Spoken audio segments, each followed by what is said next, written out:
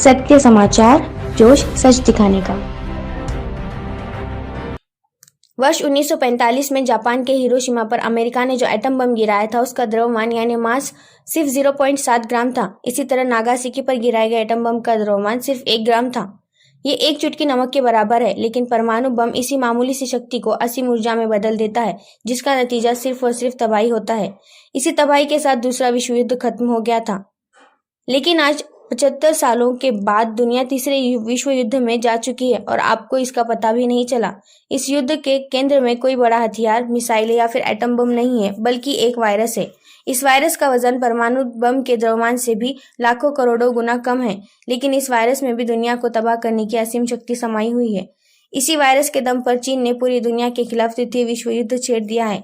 चीन इस विश्व युद्ध की तैयारी बहुत पहले से कर रहा था। चीन इस युद्ध को 3 चरणों में अंजाम तक पहुंचाना चाहता है। इसका पहला चरण है दुनिया को धोखा देना, दूसरा चरण है पूरी दुनिया में बड़े पैमाने पर अराजकता फैलाना और तीसरा चरण है दुनिया के लोगों का दमन और शोषण करना। चीन इस युद्ध के किस चरण में है यह हम आपको आगे बताएंगे, लेकिन पहले ये समझ लीजिए कि किसी भी बड़े युद्ध या यूं कहे विश्व युद्ध की पहचान क्या होती है। इसकी पहली पहचान होती है हर तरफ मौत और दुख का पसर जाना। इसकी दूसरी पहचान है अर्थव्यवस्थाओं का दम तोड़ना। तीसरी पहचान है जरूरी चीजों की आपूर्ति में कमी आना। चौथी पहचान है नए इलाकों पर कब्जा करना और पांचवी और आखिरी पहचान है नई ताकतों का उदय करना। अगर आप गौर करेंगे तो आपको ये पांचों बातें इस समय आपके पास घटित होती दिखाई देंगी। पूरी दुनिया में करीब 27 लाख लोग कोरोना वायरस से संक्रमित हो चुके हैं। 1,91,000 से ज्यादा लोगों की मौत हो चुकी है और अमेरिका जैसे दुनिया का सबसे शक्तिशाली देश इस वायरस को ऐसे लड़ रहा है जैसे वो तीसरी दुनिया का देश है।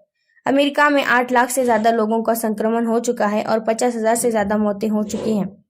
अब आप सोचिए, जिस देश को दुनिया का लीडर कहा जाता है, जिस देश के बारे में कहा जाता था कि वो दुनिया की कोई भी समस्या अपनी सैन्य ताकत या फिर पैसों के दम पर सुलझा सकता है, वो देश आज अपने हजारों लाखों लोगों का जीवन नहीं बचा पा रहा है। ऐसे में अब पूरी दुनिया में अमेरिका का भला क्या महत्व रह गया।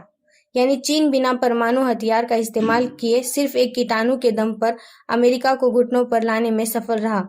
वायरस सीमाएं नहीं देखता और इसकी सबसे ज्यादा मार विकसित और अमीर देशों पर पड़ी है। फ्रांस में 21,000 से ज्यादा लोगों की मौत हो चुकी है। इटली में 25,000 से ज्यादा तो ब्रिटेन में 18,000 से ज्यादा लोग मारे गए हैं इस वायरस के चलते।